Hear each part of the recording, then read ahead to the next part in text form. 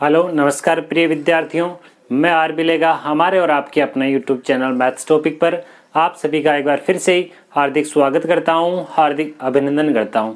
हम 11th class mathematics का chapter number first जो है वो डिस्कस कर रहे थे। उसका जो पहला जो है फ्री डेमो क्लास वो आपने शायद देख लिया होगा। आज हम बात करेंगे इसके सेकेंड पार्ट की। इसमें हम देखेंगे जो हमारी एक्सरसाइज 1.1 जो हमारे पास में समुच्चय शुरू किया था हमने सेट, उसके हमने इंट्रोडक्शन का पार्ट देखा था। इंट्रोडक्शन के अलावा हमने जो 4 एग्जाम्पल है वो भी देख लिए थे। आशा करते हैं कि आपको वो पीछे वाला वीडियो बहुत ही अच्छी प्रकार से पसंद आया होगा। गारंटी है कि उससे भी ज़्यादा बेहतर तरीके से आपको ये वाला आज का वीडियो मज़ेदार और समझ में आने वाला है। तो देखिए, बिना टाइम खराब किए हम वीडियो की ओर चलेंगे। ये वीडियो केवल उन्हीं लोगों के लिए जिन्होंने 71 रुपये जो है वो पे किए हैं और उन्हीं को ये दिखाई देगा। बाकी लोगों को ये वाला वीडियो जो है वो दिखाई नहीं देने वाला है। तो देखिए, अगर आपका जो भी कोई भी क्लासमेट है अगर ये वीडियो देखने का इच्छुक है तो उसे कॉन्टैक्ट नंबर दे दीजिए, मुझे कॉन्टैक्ट कर ले। कॉन्टैक्ट नंबर आशा करते हैं आप सभी के पास अवेलेबल है। ठीक है, अब देखिए हम बात करेंगे प्रश्न संख्या 1 से। जो प्रश्न संख्या 1 है, हमने शुरू किया था सेट यानी समुच्चय, और इसमें बताना है कि निम्नलिखित में से कौन कौन से समुच्चय है। इससे पहले हमें समुच्चय की जो डेफिनेशन लिखी थी, सबसे पहले जो चैप्टर शुरू किया था, शुरू करते ही क्या लिखा था? वस्तुओं का सुपरिभाषित संग्रह। यानी क्या देखा था? कोई भी वस्तु है उनका सुपरिभाषित संग्रह यानी वेल डिफाइंड कलेक्शन की बात की गई थी। अब मेरे अनुसार से भी वही चीज होनी चाहिए, आपके अनुसार से भी वही होनी चाहिए। अगर 5 की बजाय 50 व्यक्तियों के सामने भी वो प्रश्न पूछ लिया जाए तो उसका आंसर अगर सही सेम टू सेम वापस वही आ रहा है, तब तो वह वेल डिफाइंड कलेक्शन है और वह समुच्चय है। वरना अगर पर्सन टू पर्सन चेंज हो रहा है तब वह समुच्चय नहीं होता। जैसे जे अक्षर से प्रारंभ होने वाले वर्ष के महीनों के नाम लिखिए। यानी पूरे साल भर में ऐसे कितने महीने हैं जो जे अक्षर से प्रारंभ होते हैं? जे अक्षर से प्रारंभ होने वाले महीने देखिए कौन कौन से होते हैं।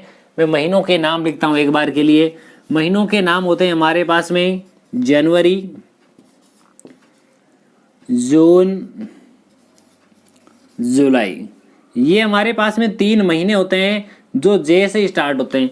अगर मुझसे कोई प्रश्न पूछे कि जे अक्षर से प्रारंभ होने वाले महीनों के नाम बताइए तो मैं ये वाला आंसर देने वाला हूं। अगर आपको ये प्रश्न पूछा जाए तो आप भी यही आंसर देने वाले। यानी किसी को भी ये प्रश्न पूछ लिया जाए कि जे अक्षर से प्रारंभ होने वाले महीनों के नाम, तो सबका जो आंसर है वह आंसर समान होने वाला है। वेल डिफाइंड कलेक्शन आ रहा है, सुपरिभाषित संग्रह आ रहा है, इसलिए यह वाला जो एक समुच्चय है। ये इसका रीजन हो गया क्योंकि इसकी जो परिभाषा है वो एकदम सुपरिभाषित है, वेल डिफाइंड कलेक्शन है।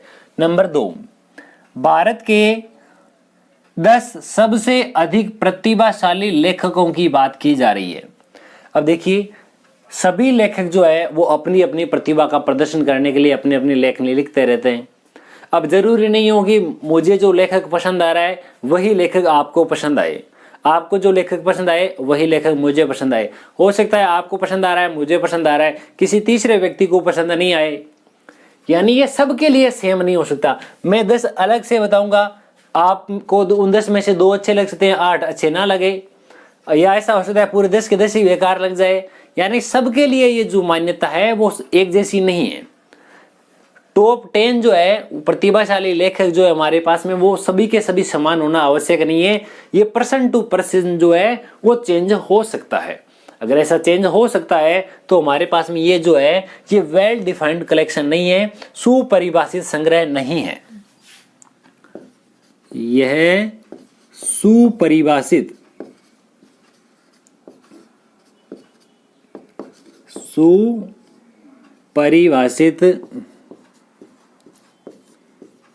संग्रह नहीं है। अगर सुपरिभाषित संग्रह नहीं है तो आप कह सकते हैं कि अतः यह समुच्चय भी नहीं है। लिखने में भी हम ऐसे ही लिखेंगे, यह सुपरिभाषित संग्रह है इसलिए समुच्चय है, यह सुपरिभाषित संग्रह नहीं है इसलिए यह समुच्चय नहीं है। नंबर 3, विश्व के सर्वश्रेष्ठ 11 बल्लेबाजों की बात हो रही है। मुझे किसी और की बैटिंग अच्छी लगती है, आपको किसी और की बैटिंग अच्छी लगती है, किसी तीसरे पर्सन को किसी और तीसरे पर्सन की बैटिंग अच्छी लगती है। यानी मेरे लिए टॉप 10 अलग हो सकते हैं, आपके लिए टॉप 10 अलग हो सकते हैं। ये पर्सन टू पर्सन जो चेंज हो रहा है, ये पर्सन टू पर्सन सब में चेंज हो रहा है, इसलिए वेल डिफाइंड कलेक्शन नहीं है, सुपरिभाषित संग्रह नहीं है, इसलिए ये है हमारे पास में क्या समुच्चय जो है वो नहीं हो सकता। नेक्स्ट, आपकी कक्षा के बालकों के संग्रह की बात की जा रही है। अब बात सोचिए, हम किसी भी कक्षा में अध्ययनरत है, मान लिया आप जैसे अभी 11th क्लास में, तो जैसे आपने स्कूल में नहीं गए होंगे क्योंकि लॉकडाउन का टाइम पीरियड चल रहा है। अगर कोई आप में से बाद में वीडियो देख रहा है तो आपने देखा होगा। आप जिस क्लास में अध्ययनरत है आपको फिक्स पता है कि आपकी कक्षा में बालकों की संख्या कितनी है, टोटल नंबर ऑफ स्टूडेंट कितने हैं। टोटल नंबर ऑफ स्टूडेंट अगर आपको पूछा जाए तो भी उतना ही है, आपकी कक्षा में से किसी से भी पूछ लिया जाए तो भी total number of student same ही रहेंगे, चेंज नहीं होने वाले, क्योंकि उनकी जो परिभाषा है वो एकदम सुपरिभाषित संग्रह है, ये एकदम वेल डिफाइंड कलेक्शन है। अगर वेल डिफाइंड कलेक्शन है तो ये हमारे पास में समुच्चय यानी सेट होगा।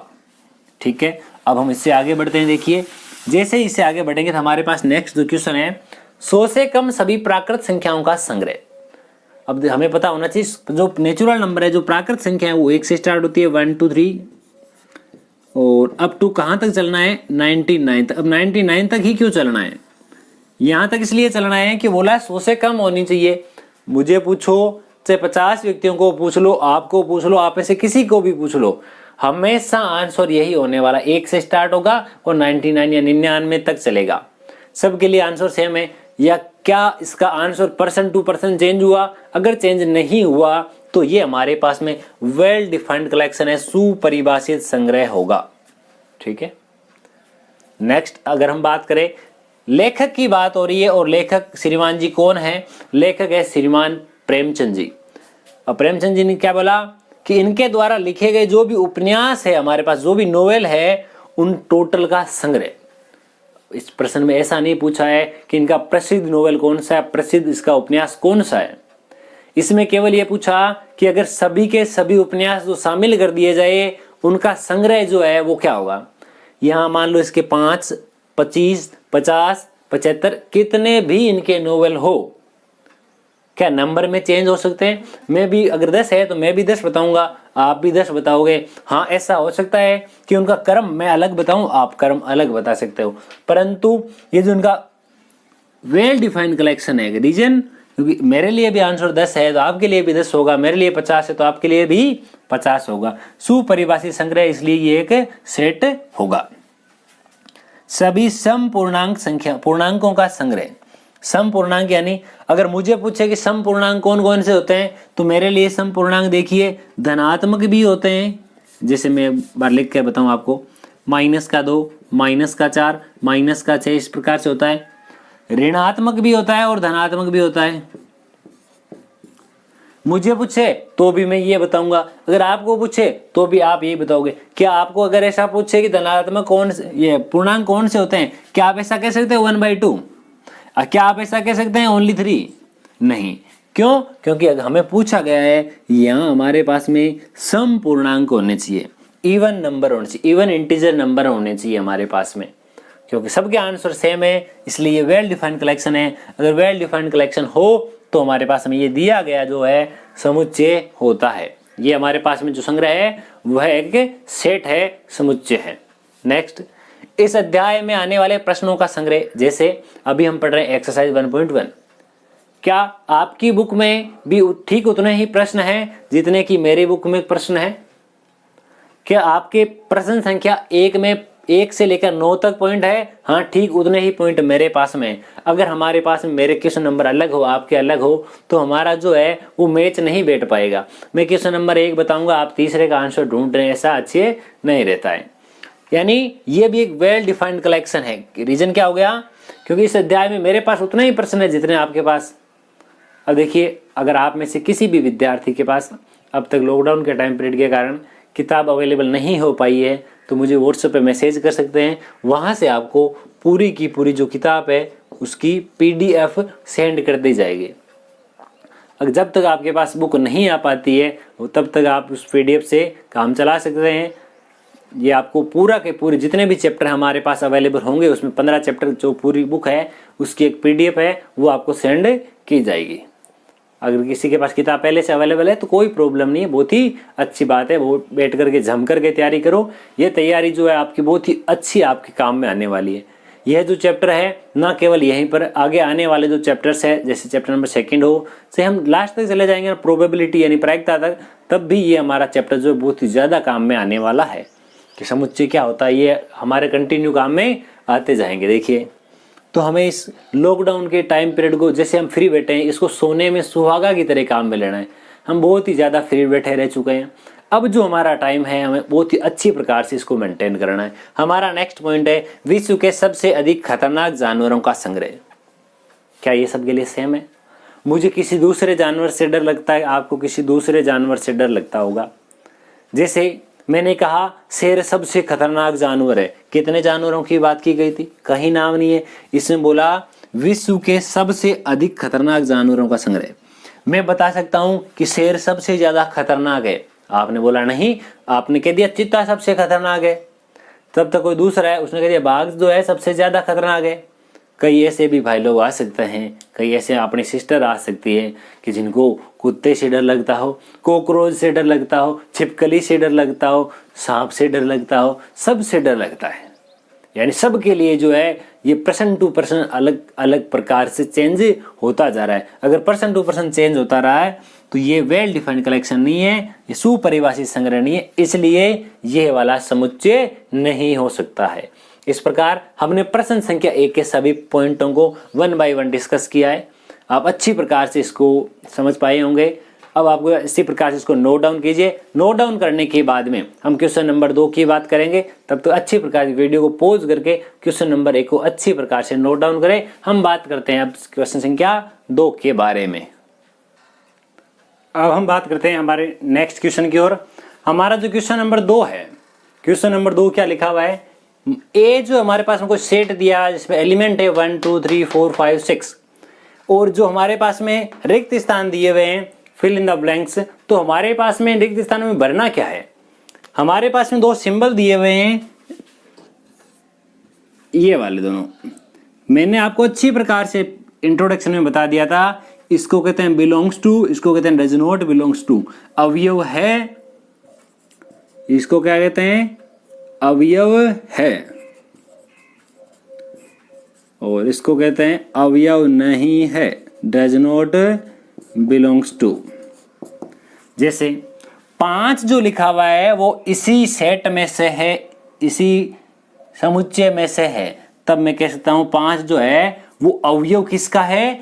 ए का। 5 इज बिलोंग्स टू ए। 8 जो है उसमें है ही नहीं, 8 जो इसमें से वेरी नहीं करता, तो 8 डज नॉट बिलोंग्स टू ए। तो जो इसमें अवेलेबल है उसके लिए एलिमेंट का निशान आएगा, बिलोंग्स टू का निशान आएगा। 0 इसमें नहीं है तो यहां आ जाएगा 0 डज नॉट बिलोंग्स टू। 4 इसमें है, ये इसका जो चीज इसमें है वो इसके लिए आ जाएगी बिलोंग्स टू, तो ये दोनों इसमें थे। 10 जो है वो 10 जो है इसमें है ही नहीं, तो डज नॉट बिलोंग्स टू। सीधी सी बात, एकदम शॉर्ट एंड स्वीट आंसर आता है। जो चीज इसमें है उसमें तो हमने लगाया अवयव है, यानी ये वाला निशान, इसको क्या कहते हैं? Belongs to. ये वाला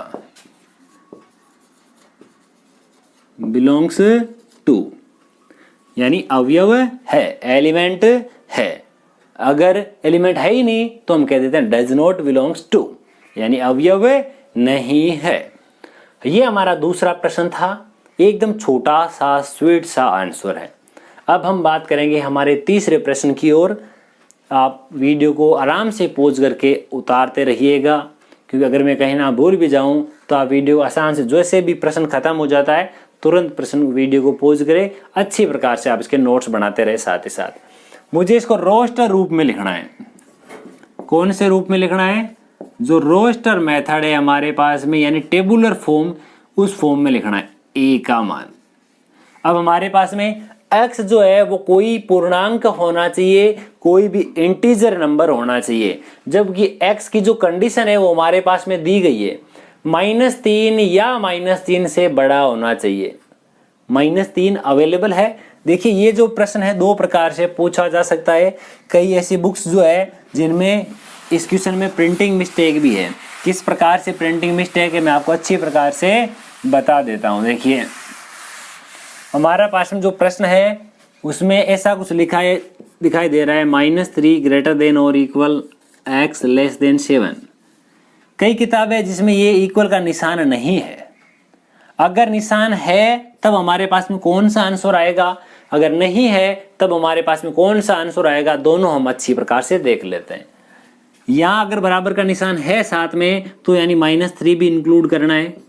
उससे थोड़ी सी बड़ी वैल्यू -2, -1, उससे बड़ी वैल्यू 0, +1, 2, 3, 4, 5, 6। बोला कि -3 या -3 से बड़ी होनी चाहिए परंतु प्लस के साथ से छोटी होनी चाहिए, तब तो ये सारे के सारे एलिमेंट आ जाएंगे। अगर ये बराबर का निशान आपको नहीं दिखाई देता, नहीं मिलता है आपके पास में बुक में, अगर नहीं है तो कोई प्रॉब्लम नहीं, जैसा पूछेगा हम वैसा ही उत्तर देने वाले हैं। ये बराबर का अगर निशान नहीं है तो ये 3 नहीं आएगा, -3 से बड़ी संख्या आएगी, ये 3 के अलावा बाकी सारा का सारा मैटर आने वाला होगा। नेक्स्ट बी जो दिया हुआ है हमारे पास सेकंड वाला, x कोई एक संख्या है जो 6 से कम है और एक नेचुरल नंबर है। अब आप बताइए कि 6 से छोटी जो संख्या है वो प्राकृत संख्या कौन कौन सी होती है। तो यहां से मैं कह सकता हूं प्राकृत संख्या की बात हो रही है, वो ध्यान रखना। अगर पूर्ण संख्या हो गया तो आंसर चेंज हो जाएगा। प्राकृत संख्या 1 से शुरू होती है, 1 2 3 4 5।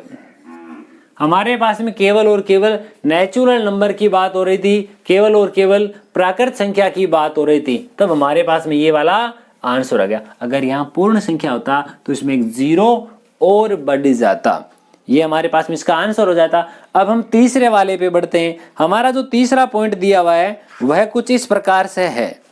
क्या होगा उसमें देखिए, हम उसमें ऐसा कह सकते हैं, मुझे बोला कि 2 अंकों की एक संख्या लेनी है जिसमें अंक कितने होने चाहिए, 2, और संख्या ऐसी होनी चाहिए जिसके अंकों का योग कितना हो, 8 हो। कोई भी हो सकती है, 2 अंक होने चाहिए। अंक कितने होने चाहिए प्यारे दोस्तों, अंक उसमें 2 होने चाहिए। तो मैं यहाँ लिख देता हूं, हमारे पास में रोस्ट रूप आ जाएगा 1 और 7, जैसे 17 जो है हमारे पास में 2 अंकों की संख्या है जिसके अंकों को 7 + 1 को जोड़ने पर हमारे पास में 8 प्राप्त होता है। नेक्स्ट दूसरी चीज हम देखेंगे, हमारे पास में 2 तथा 6 का योग भी 8 आता है, 3 और 5 का योग भी 8 आता है, 4 और 4 का योग भी 8 आता है, 5 और 3, उसके अलावा हमारे पास 6 और 2 यानी 62, उसके अलावा 7 और 1 ये भी है, और लास्ट 1 हमारे पास आ जाएगा 80 खुद। ये इतनी ऐसी संख्या है जिनमें सब में 2-2 अंक है तथा अंकों को जोड़ने पर हमारे पास में 8 प्राप्त होता है। ये हमारे पास इसका आंसर हो जाएगा। बहुत ही अच्छी प्रकार से आपको लिखते रहना है, समझते रहना है। जहां पर आपको डाउट लगे उसको आप स्क्रीनशॉट लीजिए, उस डाउट को आप मार्क करें, गोला करें और आप मेरे व्हाट्सएप नंबर पर सेंड कर दें। आपको आसानी से आपको अच्छी प्रकार से उसका जो आंसर है आपको समझाया जाएगा। किसी भी प्रश्न में आपकी दिक्कतें नहीं रखी जाएगी। अगर किसी के पास नंबर ना हो तो लिख सकते हैं आप 7742020289। जहां आपको प्रॉब्लम हो वहां आप इसको पूछ सकते हैं। एनी टाइम आप व्हाट्सएप पे मैसेज कीजिए, जैसे ही आपको देखा जाएगा अति शीघ्र आपको आपका आंसर जो है वो दे दिया जाएगा। हाँ, ऐसा हो सकता है कि कॉल सबका अटेंड ना हो, क्योंकि नंबर 1 होने की वजह से कहीं बिजी टाइम में से अगर आपने किसी कॉल किया है तो कॉल अटेंड हो ना हो, आपका प्रत्येक का आंसर जो है व्हाट्सएप के द्वारा ज़रूर दिया जाएगा। समय मिलने पर आपको कॉल से भी बात ज़रूर की जाएगी। नेक्स्ट हमारा पॉइंट है डी। उसमें हमें पूछा गया है x एक अभाज्य संख्या है। अब देखिए प्राइम नंबर की बात हो रही है।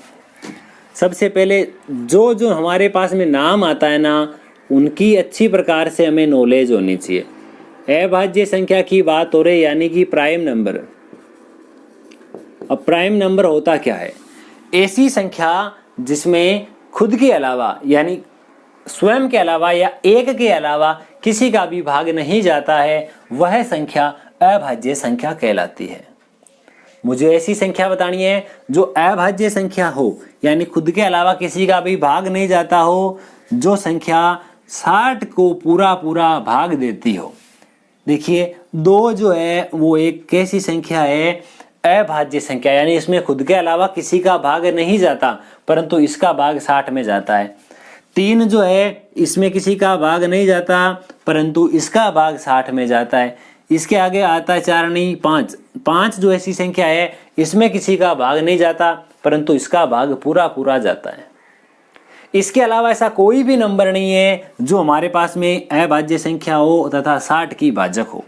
इससे आगे जैसे जैसे बढ़ते जाओगे, हाँ अभाज्य संख्याएं जरूर मिलेगी, जैसे 7 भी एक अभाज्य संख्या है, 11 भी एक अभाज्य संख्या है, 13 भी एक अभाज्य संख्या है, 17 भी एक अभाज्य संख्या है। परंतु एक चीज विशेष ध्यान रखें कि इन सभी संख्याओं का भाग आपके पास 60 में नहीं जाता है। ठीक है, तो हमारे पास केवल ये 3 ही नंबर होंगे। अब हमारे पास लिखा ट्रिग्नोमेट्री।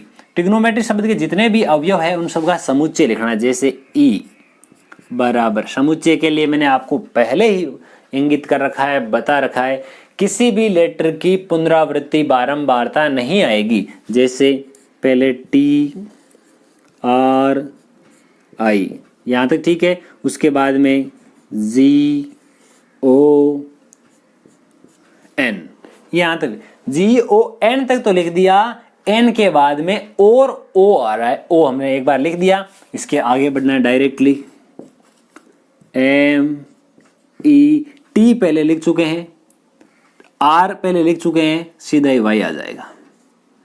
एक चीज की एक ही बार लिखना है। अभी हमने देखी ये टी एक बार है तो इस टी को हमने नहीं लिखा, ये आर यहाँ पर है तो इस आर को हमने यहाँ नहीं लिखा, ये और हमारे पास में देखिए ये इसकी पुनरावृत्ति हो रही है, इसको भी हमने नहीं लिखा, बाकी जिसकी पुनरावृत्ति होती नहीं है उसको हमने लिख दिया। कहने का मतलब है प्रत्येक को केवल और केवल एक ही बार लिखना है। नेक्स्ट लिखा है बेटर, गुड, बेटर, बेस्ट, वो वाला बेटर। बेटर शब्द के सभी अवयवों का समुच्चय लिखिए। बेटर में यानी बी लिख दिया सबसे पहले, तो उसके बाद में ई लिख दिया। डबल टी है, डबल में से डबल तो लिखना नहीं, सिंगल लिखना है। ये ई जो है यहाँ वाला तो यहाँ एक बार आ चुका है, यानी ये दोनों ही नहीं लिखे जाएंगे। उसके बाद में सीधा आर। ये हमारा जो प्रश्न संख्या 3 है वो यहाँ पर एकदम नीट एंड क्लीन प्रकार से कंप्लीट होता है। आशा नहीं पूर्ण विश्वास है कि आपको ये हमारा जो वीडियो है बहुत ही अच्छी प्रकार से समझ में आ रहा होगा। हमने 3 प्रश्न पूरे किए हैं, अब हम इनसे आगे वाले प्रश्नों पे आगे बढ़ेंगे, प्रश्न संख्या 4 की ओर। उससे पहले pause the video and right now, फटाफट से आप उसको लिखे जल्दी से, उसके बाद नेक्स्ट प्रश्न देखते हैं।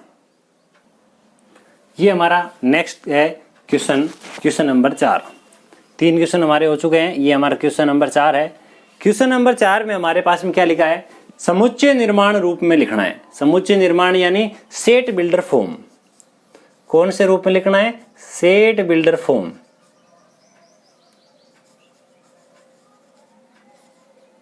सेट बिल्डर मेथड या सेट बिल्डर फॉर्म समुच्चय निर्माण में लिखना था। इससे पहले वाला जो प्रश्न था उसमें हमें क्या लिखना था, हमें लिखना था रोस्टर रूप यानी टेबुलर फॉर्म में लिखना था। जिस रूप में दिया गया था वह वाला फॉर्मेट कौन सा था, समुच्चय निर्माण रूप, सेट बिल्डर फॉर्म।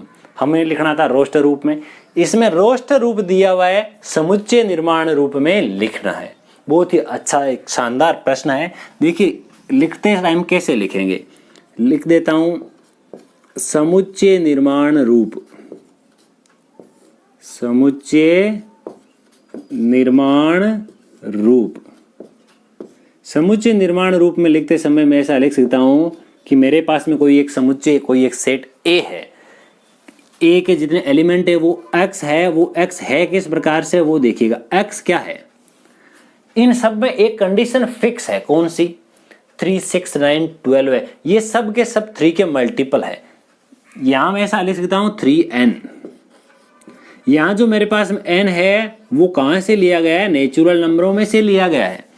और इसी के साथ साथ मैं एक चीज और भी कह सकता हूं कि मेरे पास में जो n है उसकी वैल्यू भी यहां पर फिक्स है।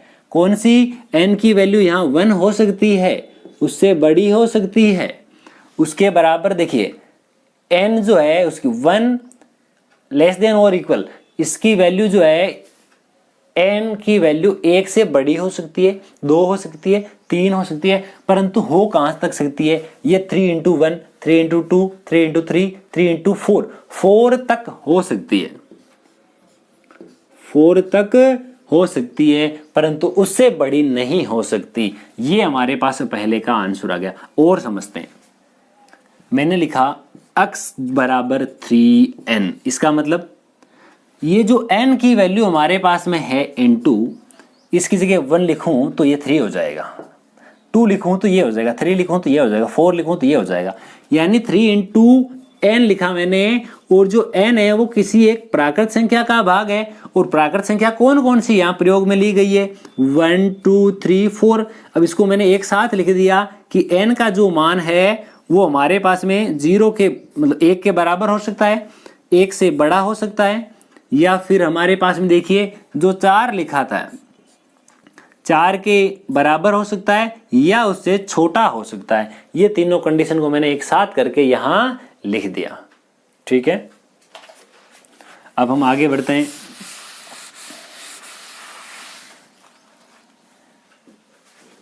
ये दूसरा जो फॉर्मेट लिखा है हमारे पास 2 4 8 16 32, इसमें क्या लिखेंगे?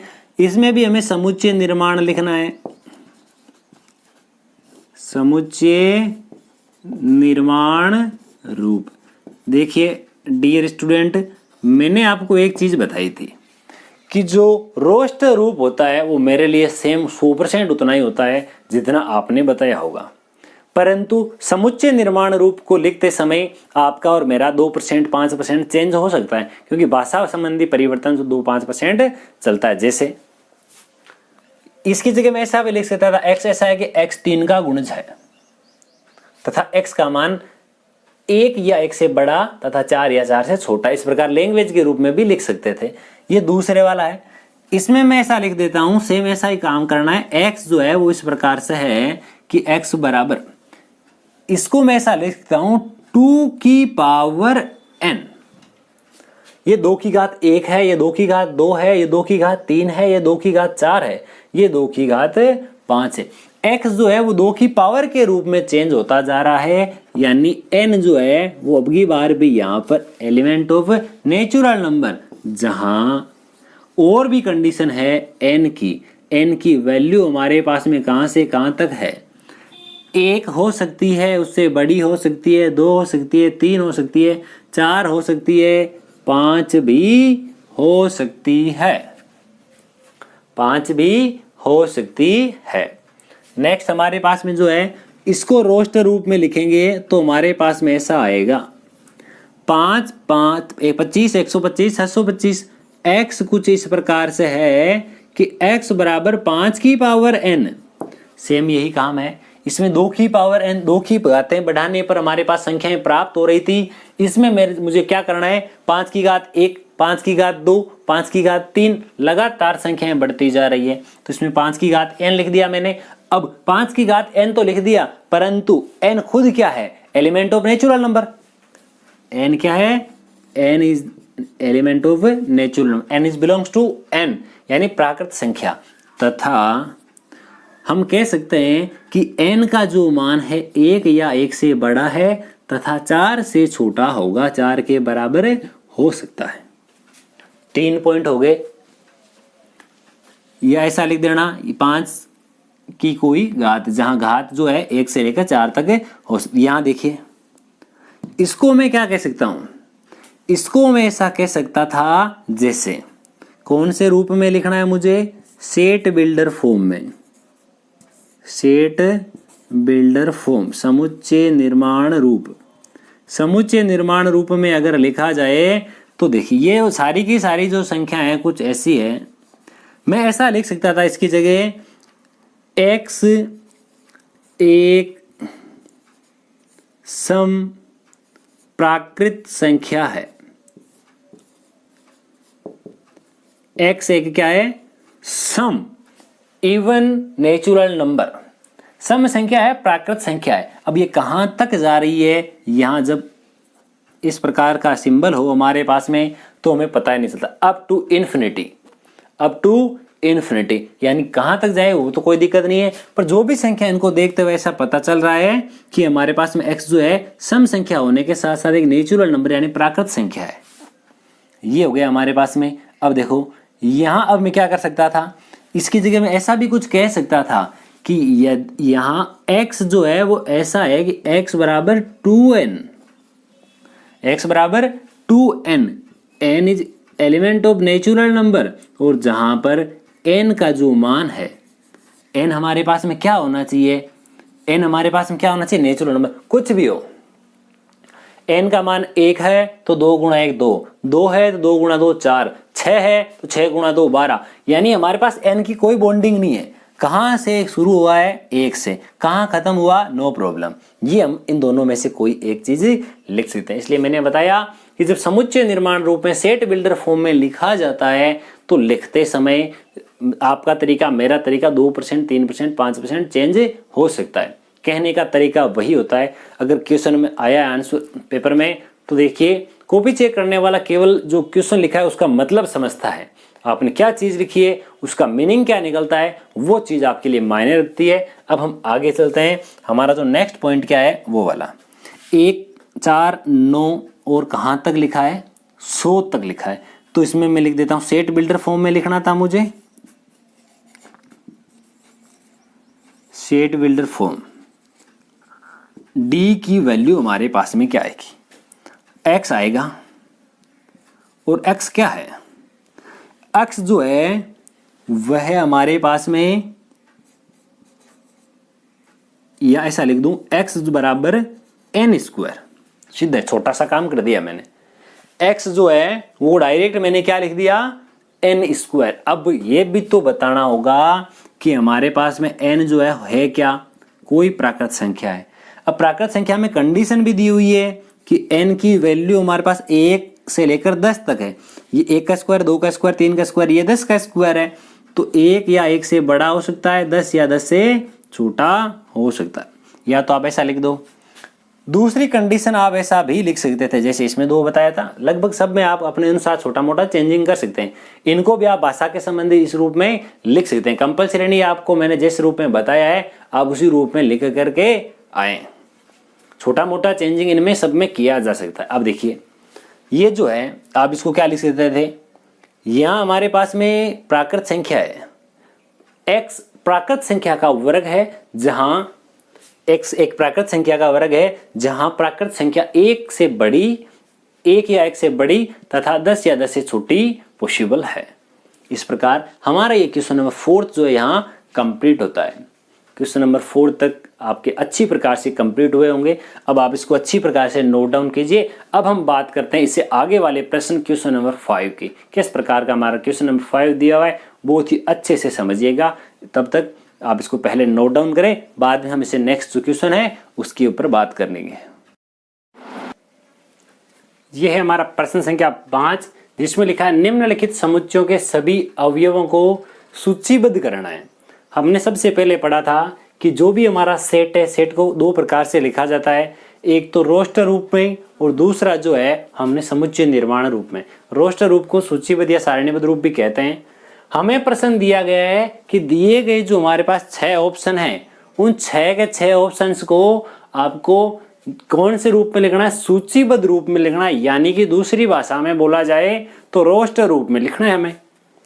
तो सबसे पहला हमारे पास लिखा है x जो है वो इस प्रकार से है कि x एक विषम संख्या है, और विषम संख्या भी कैसी है, विषम है, ओड है, ओड नेचुरल नंबर हमारे पास में गिवन है। तो देखिए इसको हम रोस्टर सूचीबद्ध रूप में लिखेंगे तो मैं इसको ऐसा लिखता हूं, a जो है वो कुछ ऐसा आएगा, विषम संख्या यानी सबसे छोटी 1, उसके बाद में 3 5, उसके बाद में ये कहां तक होती है, अप टू इन्फिनिटी। ये lining dot dot dot dot शाम तक नहीं करना है, 3 डॉट करो, अप टू इन्फिनिटी, काम खत्म हो जाएगा। हम सेकेंड पॉइंट पे चर्चा करते हैं। x एक पूर्णांक है, एक इंटीजर नंबर है। इतनी बात तो बहुत बढ़िया है। इसके बाद में बोला x पूर्णांक होने के साथ साथ है क्या क्या। अब देखिए पूर्णांक होते क्या हैं, पूर्णांक ऐसे होते हैं कि हमारे पास में माइनस इन्फिनिटी से लेकर के प्लस इन्फिनिटी तक जाते हैं वह पूर्णांक होते हैं, जबकि यहाँ बोला -1/2 से बड़ा होना चाहिए। -1/2 क्या भिन्न के रूप में पूर्णांक होते हैं? नहीं होते हैं, केवल फिक्स नंबर होते हैं। पॉजिटिव नेगेटिव हो सकते हैं, परंतु पूर्णांक 1/2, 2/4 इस प्रकार से भिन्न के रूप में, फ्रैक्शन के रूप में नहीं होते हैं। तो 1/2 से ठीक बड़ी वैल्यू हमारे पास 0 है। 0, 1, 2, 3 ऐसे चलेंगे। 9/2 का मतलब होता है 4.5। तो यानी अगर मैं यहाँ 4 तक ले लूं, कहां तक? 4 तक। 9/2 से छोटा होना चाहिए। अगर मैं 4 लिखूं तो उसमें कोई दोहराई नहीं है, मैं आसानी से इसको लिख सकता हूं। तो 4 लिख देता हूं, तो मेरे पास में ये वाला इतना सा बना, तो इसको मैं लिख देता हूं। ये हमारे पास में आंसर हो जाएगा 0, 1, 2, 3 एंड 4। ये इसका जो है सूचीबद्ध रूप हो गया। एकदम छोटा सा शॉर्ट एंड स्वीट आंसर है। अब हम नेक्स्ट पे चलते हैं। हमारा जो नेक्स्ट पॉइंट है वो क्या लिखा है? x एक इंटीजर नंबर है जहां x² की वैल्यू या तो छोटी होनी चाहिए या बराबर होनी चाहिए किसके? 4 के। ऐसे कौन कौन से पूर्णांक है जिनका स्क्वायर अगर है तो या तो 4 के बराबर है या उससे छोटा? अब देखो पूर्णांक अभी मैंने बताया माइनस के भी होते हैं, प्लस के भी होते हैं। तो हमें पता है कि अगर मैं -2 का स्क्वायर करूं तो बराबर प्लस का 4 होता है, चलेगा। अगर मैं -1 का स्क्वायर करूं तो मेरे पास में क्या आता है? मेरे पास में वैल्यू आएगी -1 का स्क्वायर यानी प्लस का 1, चलेगा, कोई प्रॉब्लम नहीं है। मैं यहाँ 0 लिखूं, 0 का स्क्वायर 0 होता है, वो भी यहाँ पर चलेगा, नो प्रॉब्लम हमारे पास में। अब देखिए उसके अलावा और भी कोई चीज देखूं मैं, अगर मैं यहाँ लिख दूं जैसे कि +1 का स्क्वायर ये रहा, +2 का स्क्वायर ये रहा, ये हमारे पास नंबर चलेंगे। बाई चांस अगर मैंने 3 का स्क्वायर कर दिया या -3 का स्क्वायर कर दिया तो इन दोनों का स्क्वायर प्लस के 9 होते हैं, जो कि इस बाउंड्री से बाहर चली जाती है, जो हमें नहीं लेना है। इसलिए मैंने कहा कि इनमें से कोई भी संख्या अगर ली जाए, उसका स्क्वायर किया जाए तो ले ही जाने वाली संख्या या तो 4 खुद हो सकती है या उससे ठीक छोटी संख्या हो सकती है। यानी जो बाउंडेशन हमें दी गई है उस बाउंडेशन, उस बंदिश का पालन करने वाली ये 5 हमारे पास में संख्या है। अब लिए का है लोयल। इस लोयल शब्द को हमें इस प्रकार से लिखना है। अगर इसको रोस्ट रूप में लिखेंगे तो हमें पता है किसी की भी रिपीटेशन यानी पुनरावृत्ति नहीं होनी चाहिए। तो सबसे पहले LOYA, L वापस रिपीट नहीं होगा ये वाला, क्योंकि एक बार मैंने L लिख दिया है। अब मेरे पास नंबर आया किसका? एक वर्ष के ऐसे महीनों के नाम लिखिए जिसमें क्या नहीं होने चाहिए? 31st डे नहीं होने चाहिए, यानी 31 तारीख उसमें नहीं होनी चाहिए। उन सभी महीनों के नाम लिखने। तो ऐसे कौन कौन से महीने हमारे पास में होते हैं उन सब के मान लिख देते हैं। सबसे पहला महीना होता है जनवरी। जनवरी में हमारे पास 31 दिन होते हैं। उसके बाद आता है ठीक फरवरी। फरवरी में हमारे पास में देखिए एक तो 28 की होती है, एक 29 की, कुछ भी हो 31 की नहीं होती है, 31 की नहीं होती है। तो सबसे पहला जो है हमारे पास में महीना कौन सा आ जाएगा? पहला महीना आ जाएगा हमारे पास में फरवरी। उसके बाद में आता है मार्च, जो कि 31 तारीख तक का होता है। उसके ठीक बाद हमारे पास आएगा अप्रैल। अप्रैल जो है वो हमारे पास में 31 दिनों का नहीं होता। अप्रैल के बाद में हमारे पास में देखिए मई जो है वो 31 का होता है। मई के ठीक बाद हमारे पास में जून आ जाएगा। जून के बाद जुलाई और अगस्त, दोनों के दोनों 31 31 दिनों के होते हैं। जुलाई अगस्त गया। उसके बाद में हमारे पास आएगा सितंबर। जो सितंबर है वो हमारे पास 31 का नहीं होता, अक्टूबर 31 का होता है। और उसके कुछ बाद जैसे कि नवंबर, कौन सी चीज है? नवंबर जो है वो हमारे पास 31 का नहीं होता, दिसंबर वापस 31 का हो जाता है। लास्ट वन हमारे पास में लिखा हुआ है कि अंग्रेजी वर्णमाला का एक ऐसा व्यंजन लिखना है, स्वर की बात नहीं हो रही है, वोवेल की बात नहीं हो रही है, कॉन्सोनेंट की बात हो रही है, व्यंजन की बात हो रही है। और व्यंजन हमारे पास अंग्रेजी वर्णमाला का होना चाहिए जो के से पहले आता हो। किससे पहले आता हो? तुम्हारे प्यारे विद्यार्थियों, के से पहले आने वाले कौन कौन से हैं? व्यंजन होना चाहिए। सबसे पहले जब ए बी से शुरू करते हैं तो ए है स्वर, उसके बाद में लिखा जाएगा बी, सी, डी। ई होता है हमारे पास में वोवेल यानी स्वर होता है, नहीं लिखना है। ई के बाद में एफ जी एच, आई स्वर होता है, नहीं लिखना है। आई के बाद में जे, जे के बाद में कौन होता है? अब देखिए हमने जितना कुछ लिखा है, ए लिखना नहीं था क्योंकि जो ए ई आई ओ यू ये जो 5 होते हैं वो हमारे पास पांचों के पांचों स्वर होते हैं। और स्वर हमें किसकी पूछी थी? इसमें केवल और केवल कॉन्सोनेंट की बात की गई थी, केवल और केवल व्यंजनों की बात की गई थी, इसलिए हमें इनमें से तो कोई लिखना नहीं है। उसके बाद में बोला कि के से छोटा होना चाहिए, के से छोटा होना चाहिए यानी A B C D E F G H I, उसके बाद जे, जे के बाद कौन होता है? के। तो के से छोटे हमारे पास इतने ही पॉसिबल होते हैं। तो हमें कितने पॉइंट पूछे गए थे? 6। 6 के 6 पॉइंट जो है उनका हमने अच्छी प्रकार से आंसर दिया। आप इसको नोट डाउन कीजिए। उसके बाद हम इससे आगे वाला जो पॉइंट है उस आगे वाले प्रश्न पे बात करते हैं। हमारे 5 प्रश्न पूरे हुए, अब हमारा लास्ट 1 क्वेश्चन बाकी है, क्वेश्चन नंबर 6। फटाफट से इसको नोट डाउन करें आप अच्छी प्रकार से। हम नेक्स्ट जो क्वेश्चन नंबर 6 है उसकी बात करते हैं। ये है हमारा क्वेश्चन नंबर 6। एक साइड में हमारे पास रोस्टर रूप दिया हुआ है, टेबुलर फॉर्म दी हुई है, दूसरे साइड में समुच्चय निर्माण यानी सेट बिल्डर फॉर्म में दिया गया है। अब दोनों को हमें मिलान करना है। जिस प्रकार से हमने एग्जाम्पल नंबर 4 किया था सेम उसी प्रकार से ये प्रश्न हल होगा। तो देखिए हमें क्या क्या दिया हुआ है, उनको मिलाना है। इधर से हम इधर को पढ़ते जाएंगे, उनको मिलाते जाएंगे। जैसे हमारे पास लिखा x एक ऐसी संख्या है जो कि अभाज्य संख्या यानी प्राइम नंबर होना चाहिए। प्राइम नंबर होने के साथ साथ इसमें और कौन सी कंडीशन होनी चाहिए वो देखिए, वो 6 की भाजक होनी चाहिए। तो देखिए इसकी कौन सी कंडीशन? 6 की भाजक प्राइम नंबर यानी हमारे पास में ये होते हैं, देखिए 2 3 5 7 ऐसी संख्याएं जिनमें खुद के अलावा और एक के अलावा किसी का भाग नहीं जाता। अभी हमने प्रीवियस क्वेश्चन में भी देखा था 6 के अंदर भाग जाना चाहिए, इसका भाग नहीं जाता, इसका भी भाग नहीं जाता, केवल 2 और 3। क्या इन चारों में से 2 और 3 हमारे पास में दिखाई दे रहा है? अगर दिखाई दे रहा है तो हम इसको इससे इस प्रकार से मिला देंगे। ये हमने एक जो है कंप्लीट किया। दूसरे वाला लिखा है 10 से छोटी संख्या होनी चाहिए, विषम संख्या होनी चाहिए। 1 2 3 4 5 6 7 8 9 होता है, जिसमें से बोल दिया केवल और केवल विषम संख्या, केवल और केवल ओड नंबर होने चाहिए। अब ओड यानी विषम संख्या तो ये रही मेरे पास में, तो इसका मतलब हमारे पास में ये हो जाएगा। अब x एक प्राकृत संख्या है, 6 की भाजक है। अब क्या बोला?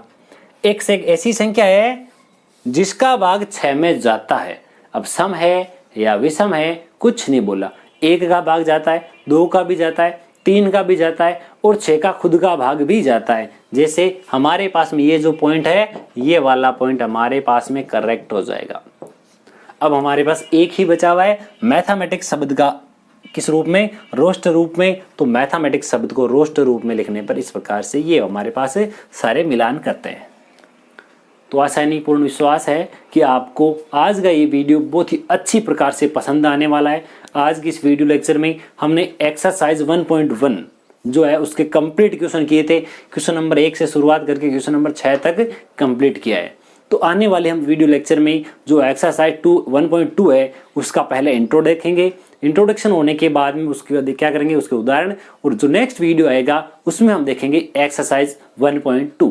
हम प्रतिदिन आपके लिए वीडियो लाने की कोशिश करेंगे। प्रतिदिन आपको नया वीडियो मिलेगा और नए वीडियो में आपको जहाँ कहीं भी समस्या हो, आप जैसा भी आपको बताया था, आप अपने व्हाट्सएप पर लिखकर कोई भी प्रकार की प्रॉब्लम है तो वह सेंड कर सकते हैं। तो ऐसा करें, तो ये जैसा करें कि आपके क्लास में जितने भी क्लासमेट्स हैं, आपके पास में जितने भी मित्रगण हैं, उन सबको ये सूचित करें कि एक ऐसी सुविधा चली है जो एक नाम मात्र की शुल्क में, ये देखिए आज के टाइम में जो 71 जो रुपये है वो कोई बड़ी फीस नहीं है, कोई बड़ी फीस नहीं है। ये देख लो, केवल और केवल 2 मार्कर आते हैं, कुछ नहीं है। आपके लिए इतना टाइम दिया जा रहा है, डेली का 40 से लेकर 50 मिनट तक का आपको एक वीडियो मिल रहा है। एक चैप्टर में आपको मिनिमम देख लिए 10 से 15 के बीच में यहाँ इस चैप्टर के वीडियो हो जाएंगे। अगर 15 वीडियो आपको 70 रुपये में मिल रहे हैं तो देखिए एक वीडियो की क्या कीमत हुई। घर बैठे आपको सोने में सुहागा वाला अवसर मिल रहा है, कम से कम फीस, इससे कम क्या करेंगे हम, देखिए। तो इतना डिस्काउंट अभी आपके लिए चल रहा है ऐसा नहीं कि आने वाले दिनों में इसकी फ़ीस बढ़ाई भी जा सकती है। अभी जो हमारे पास में टाइमिंग है उसके अनुसार आपका ये पेमेंट है। ये कोई बड़ी राशि नहीं है, केवल और केवल मैंने आपको इतना सा पेमेंट इसलिए लिया है ताकि जो टाइम जा रहा है उसके अंदर मेरा केवल और केवल इंक जो है वो इंक का खर्चा उठ जाए। मुझे वो बाकी कोई नहीं चाहिए, ऐसा वैसा कुछ नहीं करना। जो इंटरनेट का है वो मैं अपना अभी जो है मैं अपने हिसाब से देख रहा हूँ, केवल और केवल मुझे इंक के हिसाब से अभी ये जो मैंने पेमेंट रखा है, क्योंकि महीने में क्या है 400 से 500 रुपये तक की इंक चली जाती है अगर हम डेली के वीडियोस वगैरह अपलोड करते हैं तो। केवल उसी को ध्यान में रखते हुए चल रहा है। आशा ही नहीं पूर्ण विश्वास है आप मेरी बात को समझ पाए होंगे। अपने सभी फ्रेंड्स सर्किल को ये बताए कि अच्छी प्रकार से जो चैप्टर है वो चल रहा है। जिस प्रकार से आपको ये समझ में आ रहा है उसी प्रकार बच्चों को आप आसानी से बता सकते हैं। उनको कॉन्टैक्ट नंबर दीजिएगा, वो आसानी से कॉन्टैक्ट कर पाएंगे। थैंक यू, धन्यवाद। मिलते हैं 1.2 के इंट्रो में।